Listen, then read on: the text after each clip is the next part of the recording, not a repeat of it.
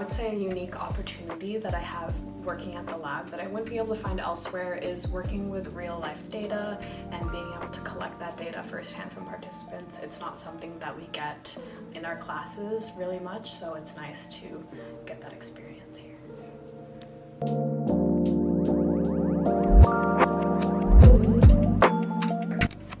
So the research that I'm really involved in the DSEC lab is all about the Express project. So the Express project is part of my doctoral dissertation work, and what we're really interested in understanding through this project is how kids and youth learn to communicate emotional information to other people using non-verbal cues. So how do kids, tell their friends and their parents how they're feeling with things like their facial expressions and the tone of their voice.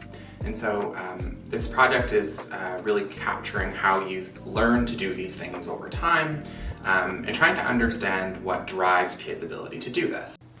I'm the lead of the Detect AF study, which asks a ton of different questions that range from social, behavioral, and neural questions. The ones that I'm interested in is how puberty affects the brain in the forms of social perception.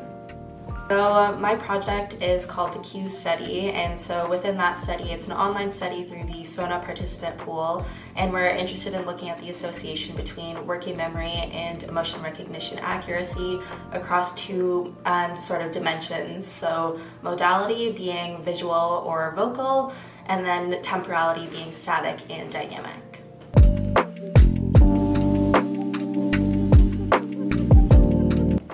I would say that if you're interested in getting involved with the DSEC lab, there's multiple different positions and ways that you can get involved. We have volunteer positions, so volunteer research assistants. You can become a directed lab student where it counts towards a credit, a honors thesis student, and then of course we have grad positions as well. Once you are part of the DSEC lab, I would say my biggest advice is just to immerse yourself, be passionate about the topic. The DSEC lab is really a place where what you put in is what you get out of it. There's such an opportunity to learn and grow and just involve yourself in this community because it's a really good place to acquire skills.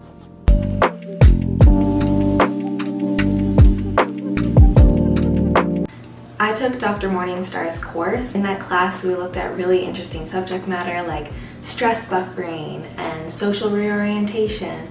And unlike other psych courses that I've taken, Michelle really zeroed in on concrete examples from studies. We looked at what researchers found specifically in their studies, how they got there, compared them to other results in pre-existing literature. So I remember thinking to myself that it was a field that I really wanted to get involved in. So lucky enough for me, Michelle was listed as a supervisor for the undergraduate student summer research fellowship program. And so I sent in an application and I followed up with her in office hours. Of course, the rest is history.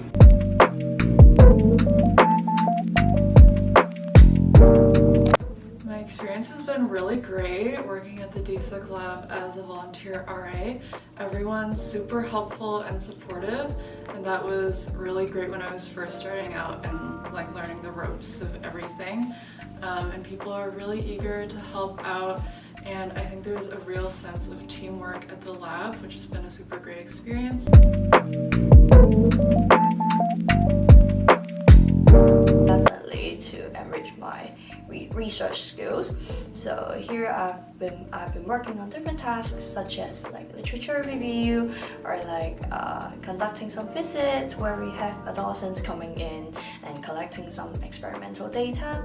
And I think all of these skills would benefit me as both a student clinician and a student researcher, no matter here at the psychology lab or back in Hong Kong as I work on my final year research on SLP.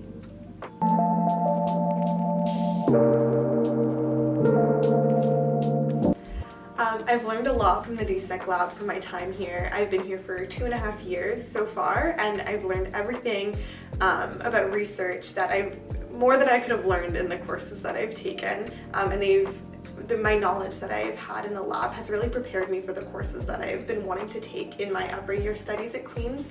I've also been mentored by grad students as well as Dr. Morningstar, who've kind of shaped the way that I want my future to look. And so it's helped me with my career decisions and my future education decisions, because as a community here I get to see what people's day-to-day lives might look like and what I want mine to look like.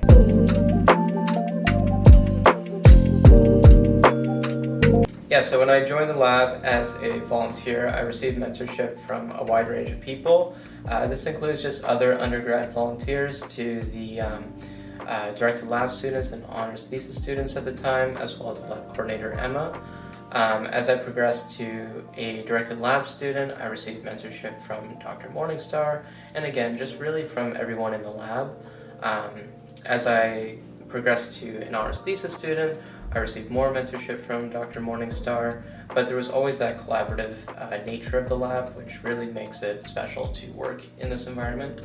I've had the honor as a graduate student to take on mentorship roles with our past directed lab students and our honors thesis students. That has been really inspiring to work with, and it's one of the reasons why I really enjoy the graduate program with this lab. And I'm looking forward to continuing to do that in the following years.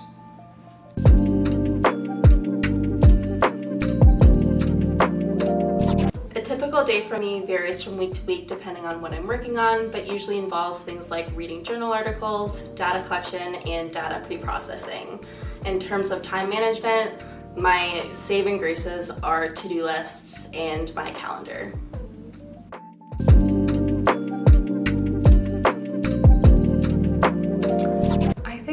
That I love the most about the DSEC lab is just how supportive everybody is within the lab. There are a lot of different individuals in the lab who have a variety of different skills and conceptual knowledge and experience, and so it's really interesting to be able to talk to other people in the lab and gain a bit of insight about what they do, as well as being able to grow your own skills through being able to learn more about the really cool things that other people are contributing to in the lab.